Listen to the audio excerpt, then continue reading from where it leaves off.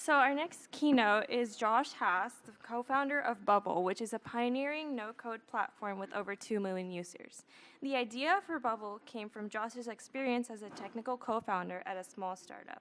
He wanted to empower people like his non-technical co-founder to build apps and businesses themselves. Today, people building on Bubble have raised millions in funding for their products and built communities amounting to tens of thousands of users without writing code. A lifelong programmer who taught himself Visual Basic as a kid to make his own video games, Josh has previously spent time working in engineering and management at Bridgewater. Josh currently leads the product and engineering disciplines at Bubble, which recently raised $100 million to make technology creation more accessible to everyone. So can we give a big hand for Josh?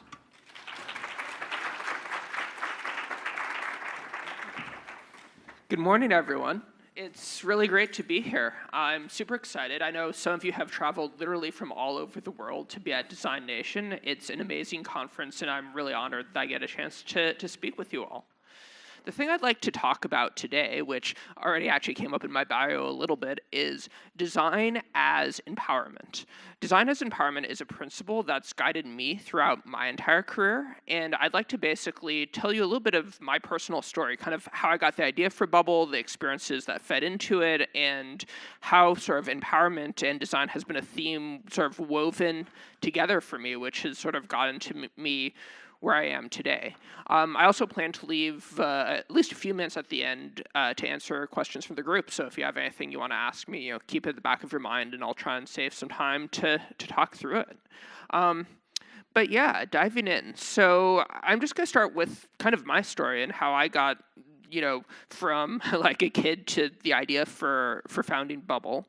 And I think the place to start with is when I crossed the divide from consumer to creator. And I think that's a really important framing, at least in my own head. I think a lot of people define themselves in terms of consumption, right? Like who they are, what group they fall into, what brands they identify with, what they sort of take into their lives. But I think a lot of people also define themselves in terms of creation, like what are they putting out into the world? What are you making? What are you sort of bringing to life? And I think the fact that you're in this room and at this conference indicates that you're interested in the creation side of that self-identity, right? Like figuring out what your unique contribution is. So for me, I think most journeys from sort of consumption to creation start with admiration and passion, right? When I was a kid, I was a pretty nerdy kid, to be honest. I mean, I'm still honestly a little bit of a nerd, and I was really, really into computer games, and that's sort of what got me into this in the beginning. Playing my favorite games, and in the back of my head, I sort of wanted to like make them, right? Like I wanted to bring them to life myself. And I was lucky enough that my dad knew some programming, and he taught me sort of the basics of QBasic, which is like a really simple programming language back then. And I basically ran with it from there. I sort of taught myself, more and more of how to program, and eventually I got myself a copy of Visual Basic, which was this sort of visual programming language. It still kind of exists today, that allows you to build a UI visually and then sort of hook up the code behind the scenes. Which, if you look at the company I founded, Bubble, there's obviously some similarities there. So I was sort of into that idea at a very, very young age. And that's kind of what started me on the journey of, creating things and entrepreneurship, just making games for my friends in Visual Basic. I didn't get very far. I started a game company with some friends in middle school. We didn't sell a single unit. We basically just made them for ourselves and played them and put up a website. And I think we set prices, but no customers. But it was a ton of fun, and that's sort of what got me into this in the first place. And I didn't actually see programming and creating software as a professional thing to start with. I just kind of viewed it as a hobby, something to go on in the background. And when I went off to college, I actually ended up majoring in philosophy because I was just interested in it. I thought it was sort of an interesting mixture of the liberal arts and sort of the more hard computational mathematical side of things. And so I was just pursuing that because it was intellectually interesting. But I did get something pretty important out of it that sort of had a big role in sort of my future journey. And that was basically the concept of agency. So agency is this notion in philosophy of like, who is an agent, right? Like you think about like people having like freedom of will, doing things, right? And then you think about like inanimate objects, right? Things that don't like make decisions or choices or, take action in the world, right? And the study of agency in philosophy is sort of a question of, okay, like, what falls in one category, what falls in the other category. Seems pretty simple, right, on paper, but if you think about it, there's like a lot of gray area cases, right? Like, are animals agents, right? Today, like the question, are AIs agents is becoming a bigger and bigger question. So anyway, I thought this was a cool topic. I spent a lot of time in college studying it. And one of the things I got increasingly convinced by is that agency is not black and white. Rather, agency is a spectrum. You can be more or less agentic even as a human, meaning that as a human, you can be, driven by external forces outside of your own control, or you can be, sort of making your own decisions and exercising free will. And there's sort of a gradient in between there, right? Like in sociology, there's always like, debates about, right? Like, should people be held responsible for, committing a crime, right? Like how much was it their choice? How much was it the environmental circumstances that kind of pushed them into it? So this concept of agency as a gradient, ended up being very important to me because the obvious next question, right, like sort of once you frame it is like, well, it seems like having freedom, having choice is good. Like, how do you move along that gradient? How do you go from low agency to higher agency? And that question was sort of in the back of my mind, all throughout college as I was studying this, and sort of, animating a lot of the future thinking I did throughout my career.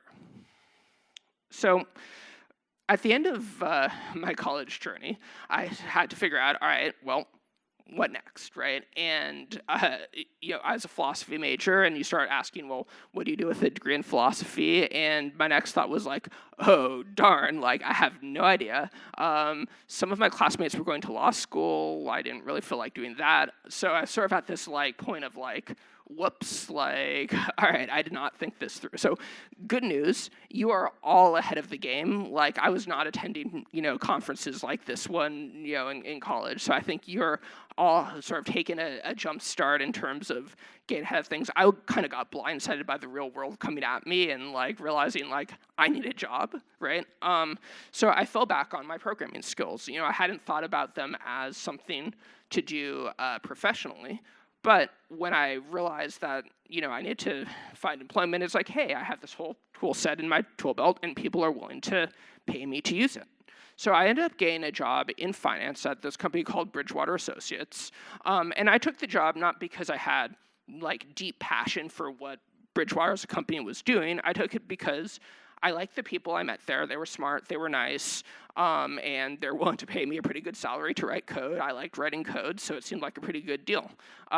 So, I didn't launch my professional career with, like, a great vision or, like, any kind of, like, profound decision. It was more like, hey, you know what, God, I'm graduating. Well, this seems like a good interim step. And I'm going to say something in favor of that kind of decision, which is I actually got a ton out of my experience of being there, and I think a lot of the things I've been able to accomplish comes from lessons I picked up just being part of a larger organization, working with smart people that I liked, even though I didn't have like a deep mission-driven connection to what to what I was doing. So, it's not a bad thing to make an occasional pragmatic career choice throughout your career, as long as you keep an eye on what really motivates you and what's really important to you. So anyway, the transition from, kind of like finance to where, I got to today with entrepreneurship, sort of occurred through sort of 3 key experiences for me. And each of these experiences sort of took this theme of agency and sort of transformed it in my head into this notion of empowerment, which one way of defining empowerment is helping someone else move up that agency curve, helping them take more freedom, more responsibility, more power in their own lives. So the first of these 3 experiences was actually the summer after I graduated, before I started at my full-time job. I worked as an intern for a friend's startup, and I should really say like intern in quotes, because these guys graduated like a year ahead of me. They didn't know what they were doing any more than I did. But it's this like 3-person company, and what they were working on was, this was back in the days when blogging was starting to become important. And you know how like Substack is kind of this cool thing today? Blogging was kind of like, back then, like the latest iteration of it. There's sort of like a circular nature to technology. So blogging was becoming big, and they wanted to build the blog newspaper. They wanted to build this newspaper, but instead of articles researched by in-house journalists, they're just going to link out across the internet to all these different blogs. And none of the founding team was super technical. I was brought on board to be an editorial intern. I was supposed to be helping them, find cool blogs to highlight and, helping them edit features. But they had outsourced the build of their website to like a super low cost dev shop in another country. And what they got back was, I think they paid like $2,000 for this, and they got back this thing that like they had sent like a mock-up, and the mock-up contained like a newspaper story.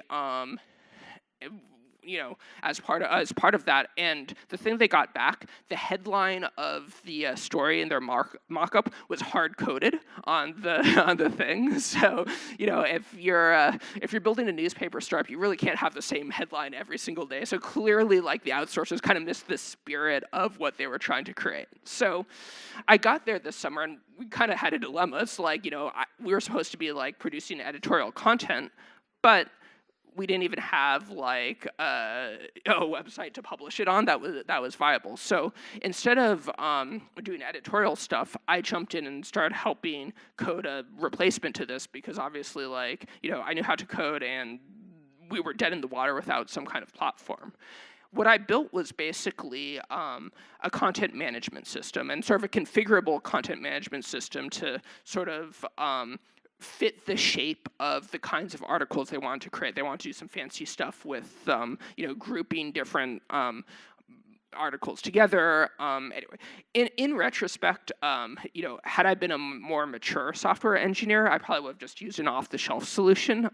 Right out of college, I just wanted to build it myself, because that's sort of a failure mode of junior engineers. They want to do everything themselves instead of just like buying the thing that they should have bought. But anyway, I had a lot of fun building it. They had a lot of fun using it. And one of the things that really left a lasting impression on me is, I've never been a super front-end oriented developer. I've been more on like the back-end side of things. So I leaned on them for help with the front end, and specifically with the CSS to make the visual display of this thing.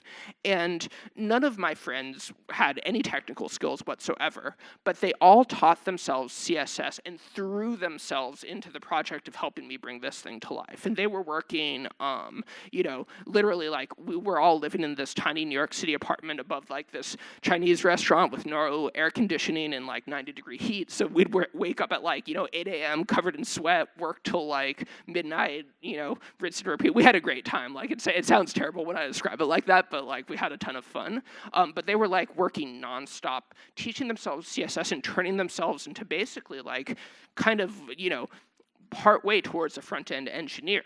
And my takeaway from that was basically, when someone has a goal and has a vision, and you give them tools to get them a little bit along the way, like, they wouldn't have been able to do this without a backend, right? And they wouldn't have been able to design and build the backend themselves.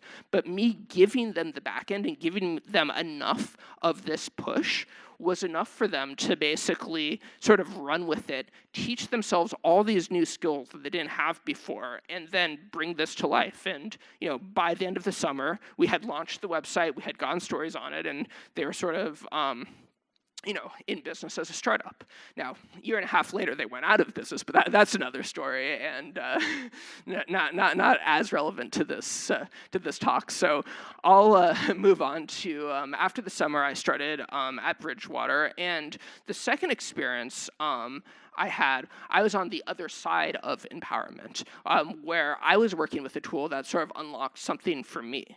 So this was a couple years into my tenure there, I sort of switched from being a software developer to being part of their rotational management program. And one of my assignments was to lead this 10-person team that handled a lot of internal requests for the company. So it was a very queue-based team. There's this request ticketing system.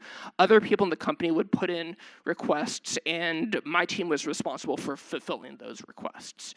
And the tool we were using for this was built in-house 5 or 6 years before I joined the company.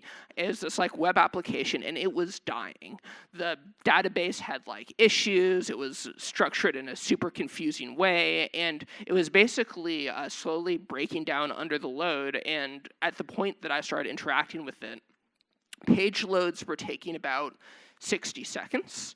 And my team was literally all day loading new pages of this thing. So, they would sit there, wait 60 seconds, the page would load, they'd see the ticket, they'd sort of answer the request, take the next one, wait 60 seconds. It was slow torture for them, and it was cutting my team's productivity. So I was all right, when I took over management of my team, clearly this was their number one biggest problem, and I wanted to solve it.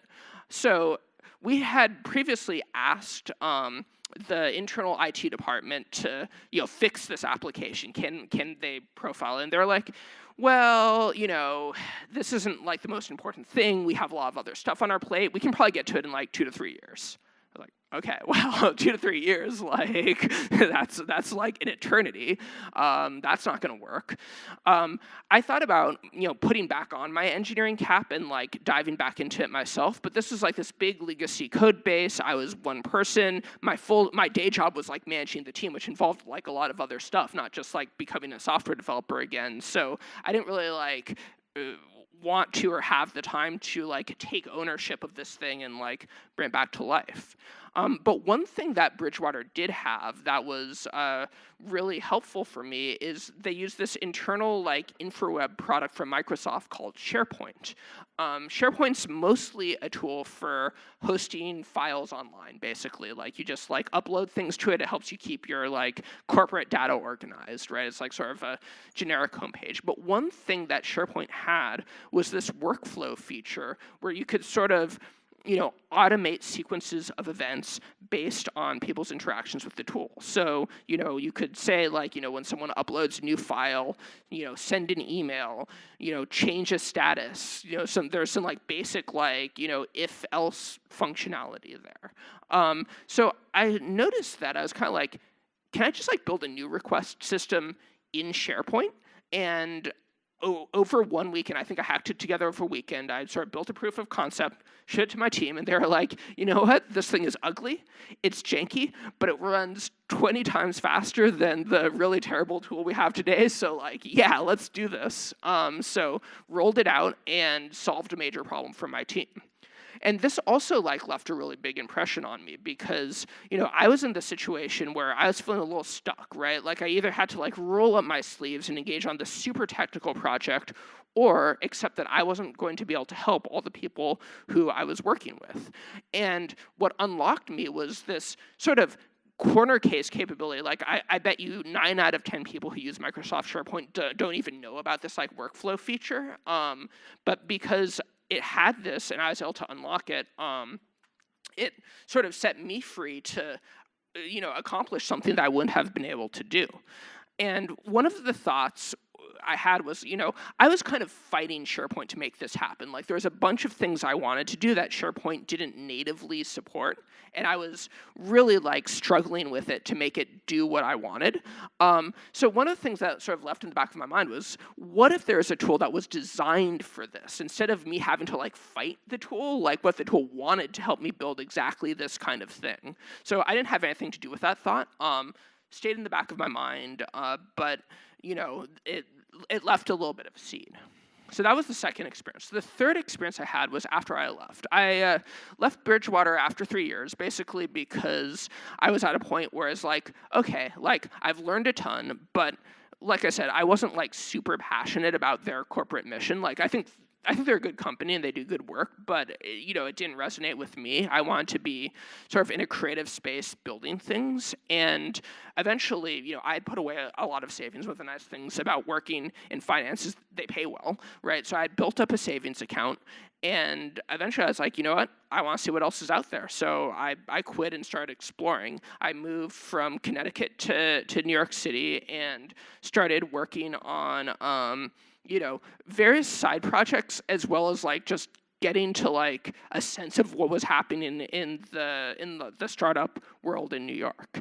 And I ended up meeting this guy named Jody, who was, in retrospect, exactly the kind of person who became one of the early customers of Bubble. He was someone who wanted to found a company.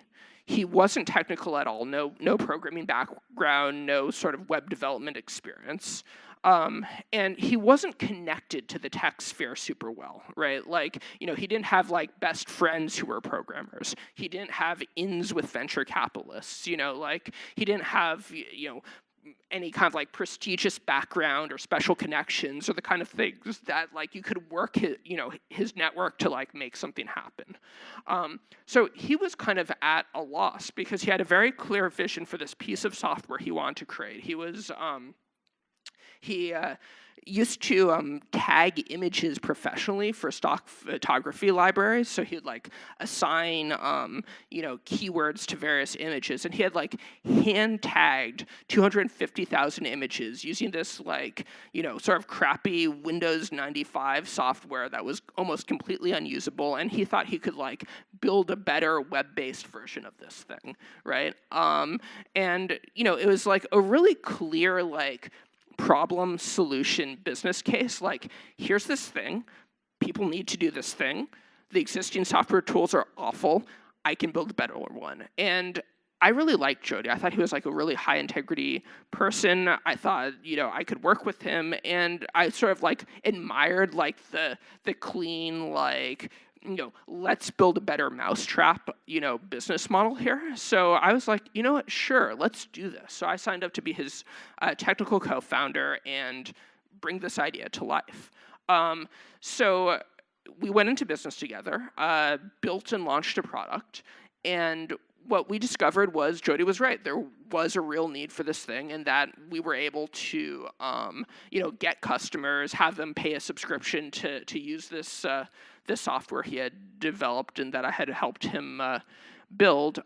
Unfortunately, from a business point of view, it was tough because the number of people in the world who care enough about this fairly narrow thing to actually do this on like a regular day-to-day basis is like pretty small, and they're hard to reach, and it's too small a thing to like get outside investment or anything like that. So we were basically just not make enough money to really pay both of us a salary, and I was still watching my like savings account go like this, and I was like, this is not good. And after like working on the problem for a while and brainstorming about it, eventually I felt we were at a dead end. Like, we just did not have a plan to turn this into a viable business that could support us and take this forward. And ultimately I decided to quit. Like, I was not willing to go down with the ship, frankly. Jody was, actually. Like, this was his baby. He had been thinking about it for years before he met me, and he wanted to keep going. So I had to kind of make the hard decision of like letting a co-founder down and telling him like, I'm not gonna continue on this journey and bring this to life with you, which is tough. Like, even though like intellectually I was pretty sure that there was no path forward for us here. Emotionally, it's not an easy thing to look someone you've been working with for a year in the face and tell them, like, I'm sorry, I don't believe in our vision anymore here. So, I had that conversation, and we were talking through like how to wind down and like how to like set things up so he could keep the business moving forward while I moved on. And one of the things that like I kept circling back on over and over again is like, why can't he do this himself, right? Like, why does he need me in the picture to bring this to life? Essentially, I was acting like a transcriptionist. He was, coming up with the wireframes and the designs, and this is what happens when a user interacts with the software, and sort of step by step describing it. And I was programming it and building it to life, basically translating his ideas into working code. Now, I like to think I contributed, right? Like I was giving ideas too. I was trying to improve the user experience, but that's not what he needed. He didn't need my like ideas and advice. What he really needed was my ability to go from designs to code. And that felt, at the end of the day, fairly mechanical, right? And what computers are really good at is doing mechanical things. If there's something that you can specify precisely, computers can execute on exactly what you specify. So it's sort of gone to my head like, why couldn't he build it himself? And when I put the question like that, the answer, like the next thought was, he should be able to build it himself, right? This was something he was passionate about. He was blocked on the ability to do what he wanted to do because of the unwillingness of others, including myself, to like continue doing this work. But he believed in the vision, and I believed that, like, if it was just him, if he could iterate directly instead of having to like have the overhead of like coding and programming, he probably could have eventually turned this into like a nice lifestyle business for himself and his family, and like actually contributed real value to the world doing that. So I sort of had this like conviction that like it was kind of like. Injustice is a weird word to use in this context because there's no like principle from which you can sort of derive this, but like it felt almost like an injustice that like he couldn't directly tell the computer what to do here, right? And sort of like expanding my vision out, like while we were working on this, we were working out of various co-working spaces in New York City, and we had been getting to know other small startups and other people in the entrepreneurial community who were bringing things to life. And one of the things I saw was this pattern of someone wants to create something, and they just cannot get it off the ground because there's just too much work and too much of a skill gap. To go from, what exists into working code was something that I saw repeated over and over and over again. There's this huge shortage of people willing to bring ideas to life, but there are plenty of ideas that wanted to be brought to life. And then zooming out to the bigger picture and to the overall economy, right? Like, we've all seen this over our lifetime as software has become more and more important, in almost every single industry, right? So the demand for software creation is only going up, and I felt like expanding the pool of people who could participate in that creation is just increasingly important, right? So all these ideas came together for me. Going back to my previous experiences, the idea of that if you give someone, a tool that helps them along the way, they're willing to like meet that tool halfway and really work to learn it and to build with it. The idea that a piece of software can really empower you, and that a piece of software that's trying to help you could like be really powerful. And then the sense of like, hey, there are all these people out here who have ideas they'd like to bring to life, but who are kind of like, I always think of it as like creative constipation, right? Like they have something they want to get out into the world and like they can't, right? And sort of back to like my thoughts on agency, in a sense, it felt like this would be a way to like add a lot to the world, to sort of give people the ability to take those ideas and actually see them in the real world. And you know what? some of the ideas people have built with Bubble are terrible ideas, right? Like that's sort of the nature of creativity. I'm personally a believer that the way you get to good ideas is you go through bad ideas, you get them out there, you see, that no one actually wants to use your social network for dog owners to meet with cat owners, right? Like you get out into the world and learn the hard way, and that's how you get to your next idea and your next idea and your next idea. And anything that allows that process to come to life is super, super important. So this is basically how I got the idea for Bubble. When I started working on it, first order of business was finding a co-founder because I didn't think I could bring this to life by myself. And one of my good friends introduced me to someone who I ended up really connecting with and working with. And then the next thing the two of us started doing was basically just building the product and talking to customers, right? I feel like the best way to start something is to start something. Like we just started writing code, but then we didn't write code in a vacuum. It's super, super important to make sure that there's a human on the other side of whatever you're trying to create and bring to life. So the way we found our first customers is we went out to tech meetups in New York City and basically looked for people who were searching for technical co-founders for their ideas, like sort of that same demographic of like the non-technical founder who wants to create something. And we go up to them and introduce ourselves and say like, hey, sorry, we can't be your technical co-founder, but maybe you don't need one. Try our software that will let you do it yourself. And most people heard that pitch and were like, what? Like, they're like, you guys are crazy. That sounds stupid. No, I just want a technical co-founder, right?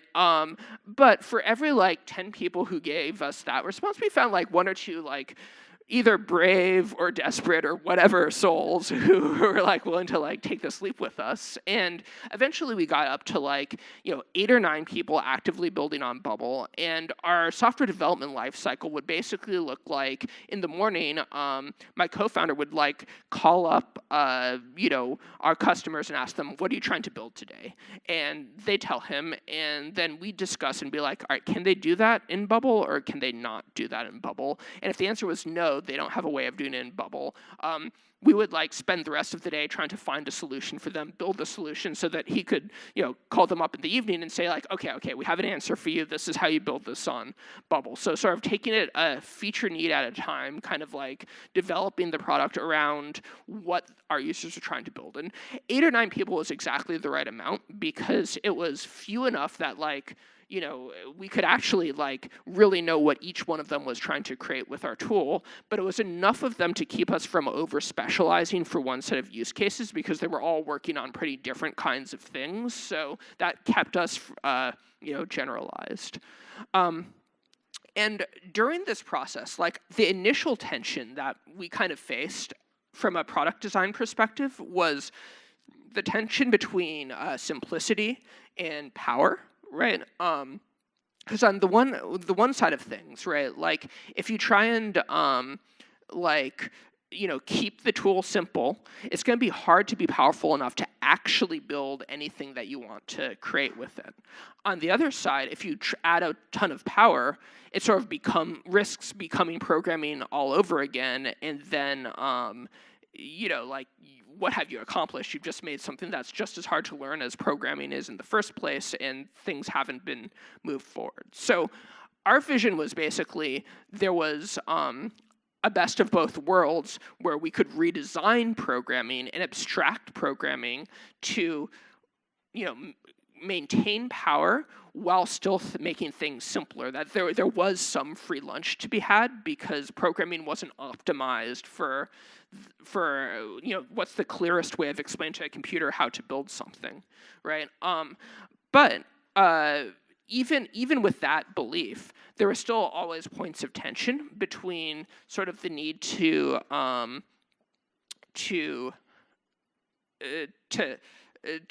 make these trade-offs, right, on a sort of a feature by feature basis. Do you go for simplicity or do you go from power?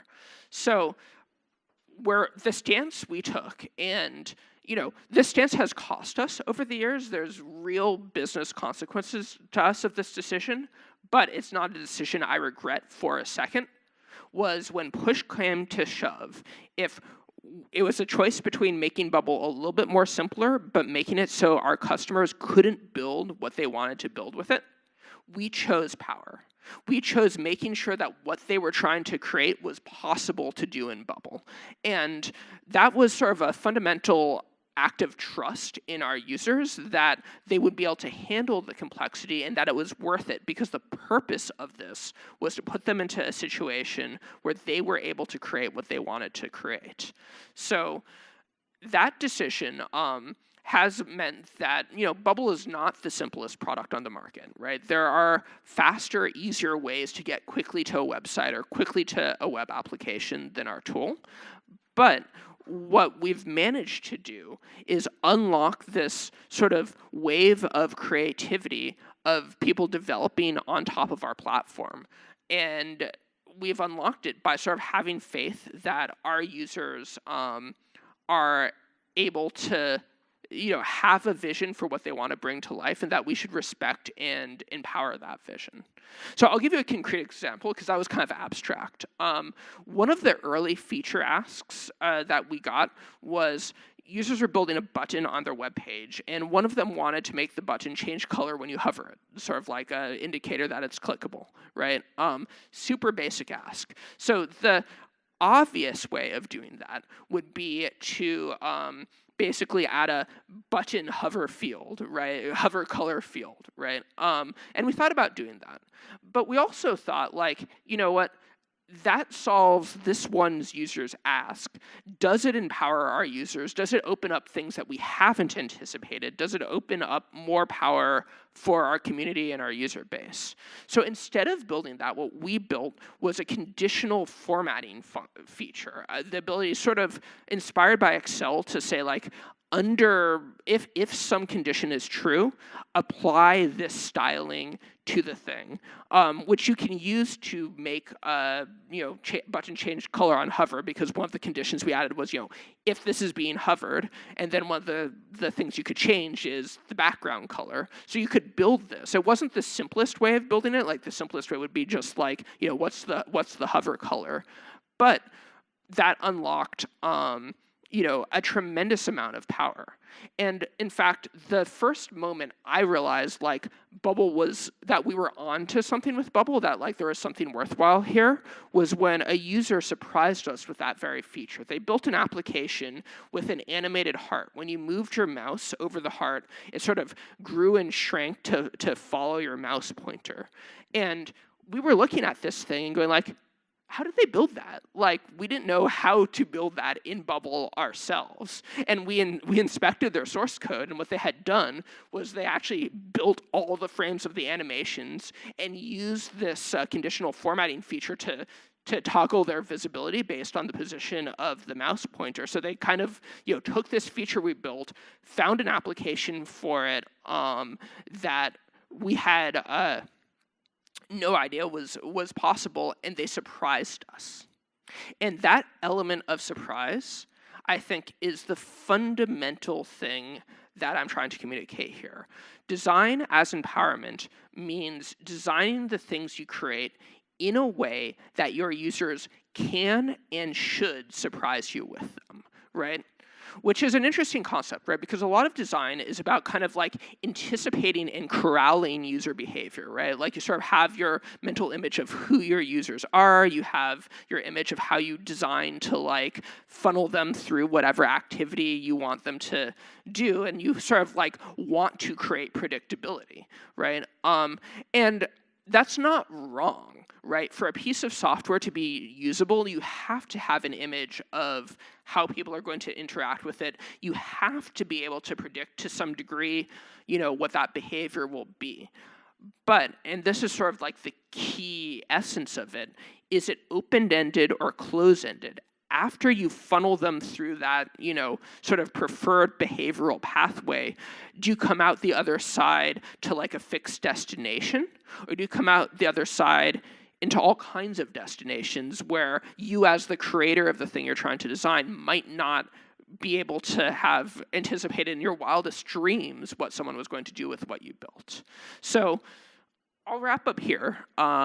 This is sort of the heart of what I want to share, which is, as you're going through your careers and thinking through, like, all of you are going to be creators or makers in different way, whether it's as designers, whether it is as entrepreneurs or coders or builders or, artists or any profession that involves sort of forming a vision of what you want to create and building something to have an impact on other people, right? The challenge I'd offer you is, can you make that impact open-ended in such a way that the person, interacting with whatever you create, gets their own capabilities, gets their own vision, supercharged by what you build, rather than taking them and trying to funnel them into sort of a narrow pre-existing conception of what you want them to be and what you want them to take away from it, right? And there are pros and cons to sort of following that as a career principle. In some ways, it's harder, right? But I think it also creates a lot more opportunity, but for yourself, because Bubble as a company has been very successful precisely because of all the people who have found ways of using it in ways that we didn't anticipate. And in terms of like the sort of lasting impact you have, having an open-endedness to everything you create, I think sort of extends that impact in a way that's very powerful. So I'll stop on that note, and I want to open it up to the group for questions or anything you want to ask. So I think we're going to use, yeah. Hello? Oh, yeah. Hi, Josh. Thank you so much for that. Really great points about using design for empowerment, and really that example that you used about the heart function that these users were able to develop was really, really touching. We have some questions from people in the Slido chat. If you haven't posted a question yet and want to ask, you can go to slido.com. So first off, we had a question about your background in philosophy. Have you applied anything that you learned in that formal education to your business now and design in general? Yeah, well, I mean, there's the concept of agency, which we talked about, but I'd also say, philosophy is a way of thinking about things with rigor. It's basically, to do good philosophy work, you have to sort of take a set of concepts and think about them like over and over and over again, and sort of like harden them and work with them in a way that you really understand them from the top down. I think there's a lot of ways of finding rigor in life, right? Like there's a lot of disciplines that will teach you rigor. I will say rigor in thinking, whether it's learned through design, through philosophy, through programming, through writing, is incredibly important. And the trick to know if you're learning rigor is if it is iterative, right? Like, I think there's a lot of people who go through like a creative writing program and basically just, dump out short stories after short story after short story, and they don't go back and revise it. They get like a little bit of feedback from like, their teachers or their peers, and like, you don't learn that way. There's other people who take a writing program of short stories and workshop everything to death and write the same story 20 times over, and like that iterative process, which I got through philosophy, but you can get through almost any discipline, is what really teaches you how to think and really teaches you how to solve problems. Yeah, we've definitely been using the word iterating a lot when discussing design thinking, so really cool that you learned that from philosophy. With Bubble, you guys are creating a UI for people that are creating UIs, which seems pretty meta. So how did you deal with that design process, and what do you think are some of the best practices for UX design? Yeah, so I love the word meta in this context. We actually, so the homepage of Bubble is built in Bubble, and we call the Bubble app name for that is called Meta for precisely that reason. So when you're creating design to create design, right? Like one of the principles we have is the tool should get out of the way, because when you're working at two levels, like the tool itself and the thing you're trying to create, like clashes between the two of them, like I think get very hard and distracting, right? So there's like a need to have that meta element sort of recede into the background is one of the most important principles of making that work. The other thing I'd say though is it's still an evolution. Like I don't know how many of you have played with Bubble itself.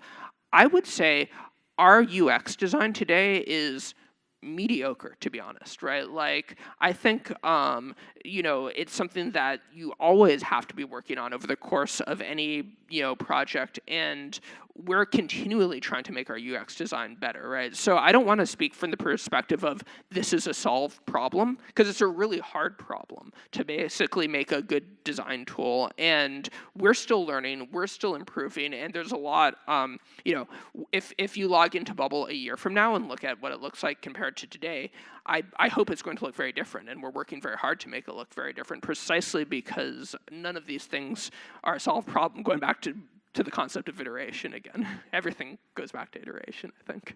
Right, and sort of developing on that, how are you seeing user behavior shift within your user base, and then how are you guys augmenting UX design to account for that? Yeah, so one of the biggest shifts we've seen over the lifetime of the company is this sort of movement from really, really, really scrappy early adopters moving more towards people who are choosing Bubble not because they don't have any other options to bring something to life, but because Bubble's the best option to bring to life, because they value like the iteration speed, because they value the ability for people across the company and not just the engineering team to create stuff. And as we've moved from these like very, very early adopter users to users who are here because it's the best option, not the only option, what we've found is we've had to up our game in terms of UX design, because when you're working with users who essentially like you're their lifeline, they'll overlook a lot and they'll do a lot of the work for you. As we work with users who have more options, they're less patient, right? Like, and the tool has to be very active about offering them like what's the next thing they want to accomplish, put in front of them very, very quickly. And doing that while still keeping it very open-ended is a challenge, right? Like, because we don't want to dumb it down. We want to give our latest users the same power and freedom as we gave our earliest users. So that's one of the biggest shifts we've had to make over time as user behavior has changed. Very interesting. We got a lot of other questions about no-code platforms as an industry and where you see that industry going in the future. Additionally, how do you guys set yourself apart from other popular no-code platforms like Framer, Squarespace, Wix? Yeah, absolutely. So no code is in the very early days, in my opinion, right? Bubble's been around for 10 or 11 years. It was really only since 2019 that like no code became a thing, and we started hearing that phrase. Like our community, Bubble's community, were a lot of the early seeds of the no code movement, and we kind of like saw this like movement and community kind of like develop around the tool. So the first thing I'd say about no code is it's super young, and it's going to change a lot over the next few years. I think probably one of the biggest changes we're going to see is the integration with generative AI, because I think those two technologies are very tightly paired with one another in many ways. The way I see it is, no code is a language for a computer telling you kind of like, hey, this is how an app is designed, this is how I'm going to behave, and generative AI is a technique for you telling a computer what you want. So I think that you're going to see tools that have a dialogue where you're saying like, I want to design something like this, and then the AI processes that and then uses no code to reflect that back to you. So I think that's going to be a pretty big industry change. To the part of the question about like where does Bubble fit into this, we have the ambition of completely replacing traditional web and mobile software development with no code. And I don't think that's a statement that many players in the no code space could make. Like if you look at a tool like Wix or Squarespace, right? They're trying to build web pages, which is great. I mean, they actually existed before I started Bubble, and I think building a web page is super, super important, but we're not trying to just build web pages. We're trying to let you be the founder of the next, Twitter, or the founder of the next, Uber or Kickstarter or Airbnb or any of the major web platforms. We're trying to make that buildable on Bubble without having to write code. And that's kind of how we see ourselves as unique in the no-code space. I think a lot of other no-code tools don't have that ambition. Makes sense. Making a lot of those more complex functions understandable and intuitive for users. We had a few questions additionally about the name for Bubble, where it came from, and if that was the original name. Yeah, it was not the original name. We went through a couple working names before that, which I hated. I first called it Code Liberate. And then, because we're sort of like liberating people from code, just too wordy, too long, awful. Then I called it App Forest because I wanted to all these apps being built on Bubble, like a forest sprouting up, but all right, it's kind of lame. So my co-founder and I, when Emmanuel first joined the company as my co-founder, we knew we wanted to change the name. We spent days brainstorming it. The official reason we picked Bubble was, we're trying to make programming accessible and fun and light and easy. So Bubble's like a nice, memorable, light, easy, fun, airy term. That's the official reason. I'll tell you guys the actual story, which is after 3 days of banging our heads against a wall trying to figure out what are we going to name this company? Oh my God, we hate every single name we're coming up with. We had, let's call it 3 or 4 beers each, started watching YouTube, and there's this, the Billy Joel song, We Didn't Like the Fire? Someone made a remix of it about the tech bubble, this is back in 2012, and people were saying tech was in a bubble. So it's here comes another bubble, da da da da da da. And we got to the end of the video and we're like, we should call our company Bubble, is basically how it happened. And part of it was sort of half tongue in cheek, but there's a serious thing, right? Everyone was saying tech was a bubble, and everyone was complaining about these companies that raised millions and millions and millions of dollars on no business model, and they're just going up and then they're imploding. And we had 2 things we wanted to say. We wanted to say, one, we think tech is here to stay, right? You can talk about bubbles or whatever, but we think this is changing the world and that this is real, not just a bubble. But 2, we don't want to build a frothy company, right? We want to build a company that's going to be around 20 years from now, 50 years from now, and we want to build it on a real solid business model that, is sustainable for us and for our users. And that was kind of the reason the word bubble kind of appealed to us in sort of a backwards 3 beers in kind of way. So yeah, that's the name. Awesome. I think that wraps up for time. Thank you so much, Josh, for speaking about Bubble, your design experiences, business experiences, and backgrounds. Thank you. Yeah, thanks to everyone. Thank you.